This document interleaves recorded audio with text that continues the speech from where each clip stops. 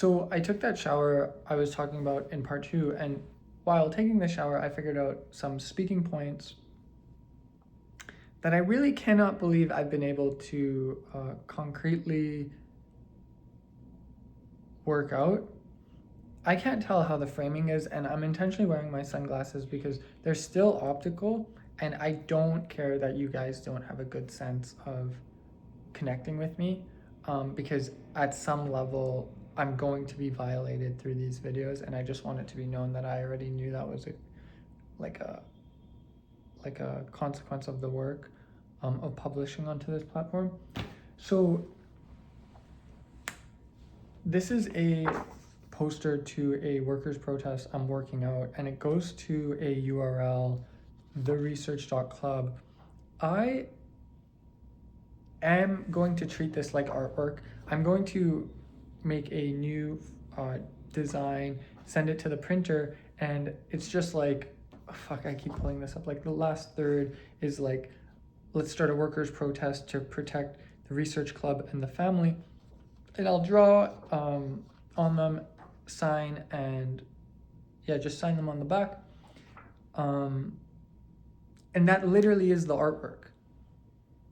Now what I'm gonna do is reach out to my yoga studio and see if I can host a show as an artist. And all the art is gonna be are these works that I didn't hand out. And it's just about like sticking them on the wall with tape. And it occurred to me, like, I'm in a position where this software program I'm talking about doesn't require private enterprise support to strictly fund its development and to be profitable. It is literally a necessary element to run the hair salons, and if private companies want to adopt it, fucking great. At that point, we as a legal research organization promoting workers' rights can work with them to host shows that like are managed through the software, through us, where we've done something really impressive in museum studies and like in criticism of the art world. We're always trying to figure out what it means to give context to art. Is it that it's valuable once it's been identified as valuable, or has it always been valuable intrinsically? And you put that on its head by having literally found a way to, on the terms of the working public, engage in dialogue with private enterprise, so private corporate enterprises, displaying art. So quite literally, the art gallery is not useful to us to do the work of what an art gallery would do. And this is an opportunity to have dialogue in the arts world. So great. I literally did the original, like, this comes back to the whole gravity probe thing, which is like standing up for workers' rights in arts institutions, doing a much larger critique than I initially anticipated. And like, if you have these hair salons all around the world, you have physical meeting spaces to network. Networking in the art world is disgusting. It is literally nepotism, patriarchy, psychopathy, privilege, drug consumption to the max, business decisions that are completely based in cronyism.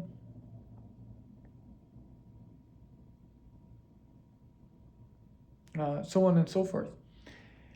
And that's an excellent way to talk about workers' rights. And so, like, I've essentially built the proposal to an alternative networking strategy and gallery system. And I'm taken aback by how my fucking passion for union labor made me come right back to like a really deep interest of mine, which was art history. We have an art gallery in Edmonton called Latitude 53. They're so scummy, bro. They pay their employees fucking nothing, and it's like the moment the employee leaves, there's going to be another one willing to work for $30,000 a year, because that's just how it is. And like that, I can talk about that openly, and it's a part of my work as an artist, is incredible.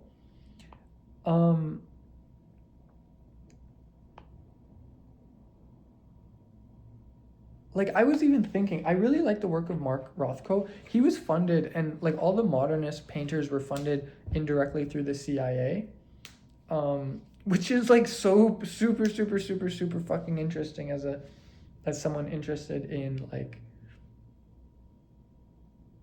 that was always an interesting thing in my life.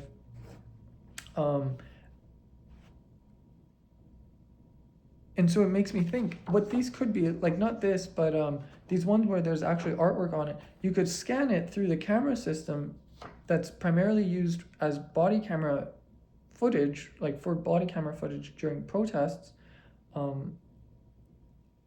to scan this as a document, which is like something akin to a Mark Rothko work. And then the individual user at that point becomes an artist and is willing to and is able to buy and sell, so sell their artwork on the platform and then have it trade on the platform, so that we collect this speculation data, determining, like doing our own private research on how values created in the art world at a microcosm, to like make like academic papers that we publish as an institution for like academic discussion. And if all the, like if these things, which are promoting democracy, like it's literally a call to action to start a workers' protest, are artwork, but if the public using this platform is specifically making advertisements that itself is literally artwork, it gives us the opportunity as a research lab to start talking about advertising under capitalism, under the patriarchy, with psychopaths present. And advertising is a key tool to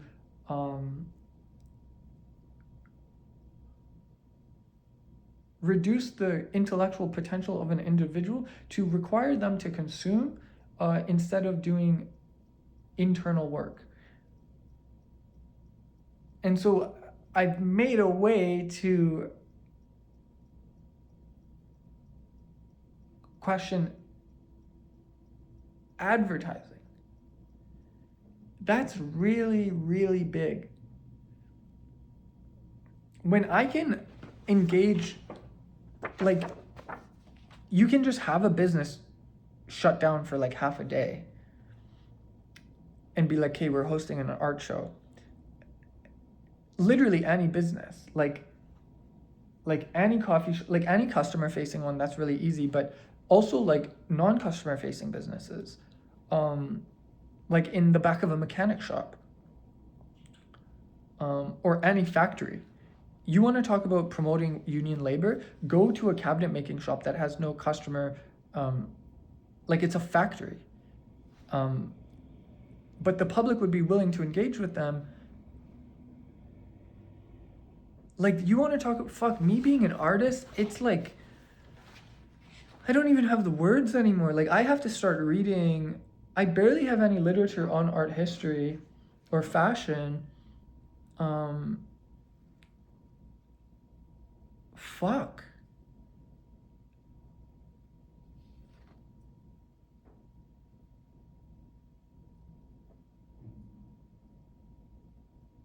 Like, what kind of fucking monster did I create? Like, it's so straightforward. It cuts every throat. It gets to the point immediately.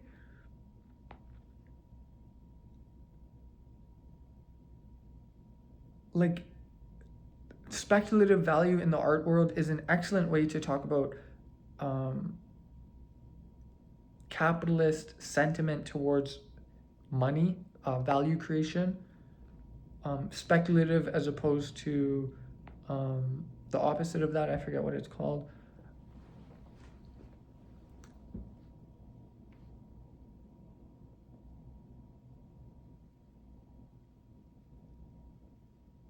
You're just gonna watch me. This is gonna be a 15-minute long video. Like, you're just gonna watch me fucking expose myself to what I've created.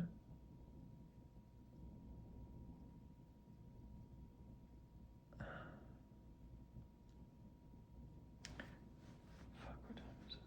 Fuck. I forgot to put on my watch. Dude, museum studies, like actually questioning, like, you guys don't even know. All the gallerists are gonna be like, what the fuck is going on? Like they're so fucking pretentious. And I'm pissing them off. Like, this is a career highlight. Oh my God, like offending, like,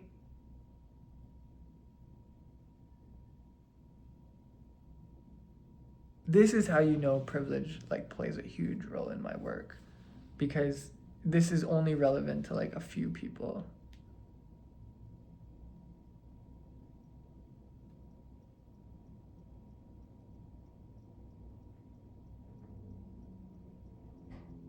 But that's the thing, like, a part of this software is you put down like your working history, but then once you're on, like as an employee, like during your working hours, you're watching how much money you're making in real time on this, but it's also doing data collection. So when you, like, you don't have a resume after this if you apply, if you work in this company and then you apply to another company using the software, they're just going to get your data analytics of real time, like, value creation that you've given to the company.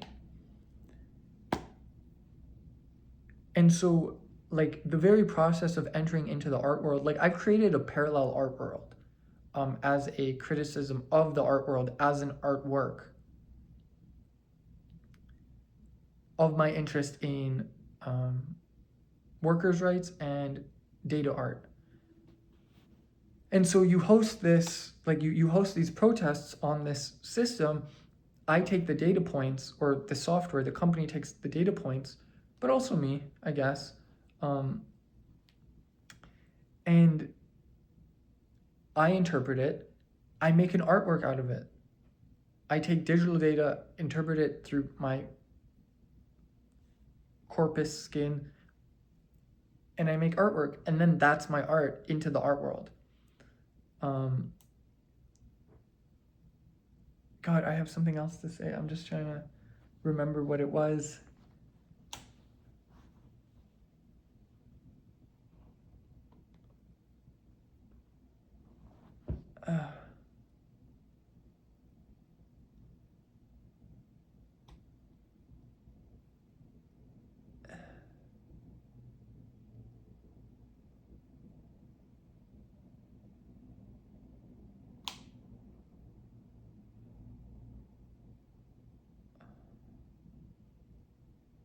No, I think I'm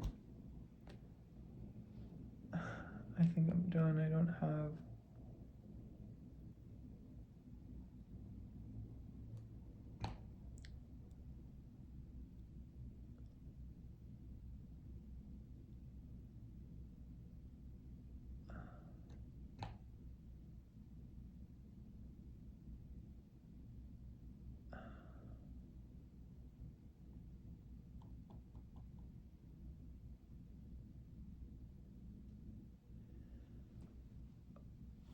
Wow.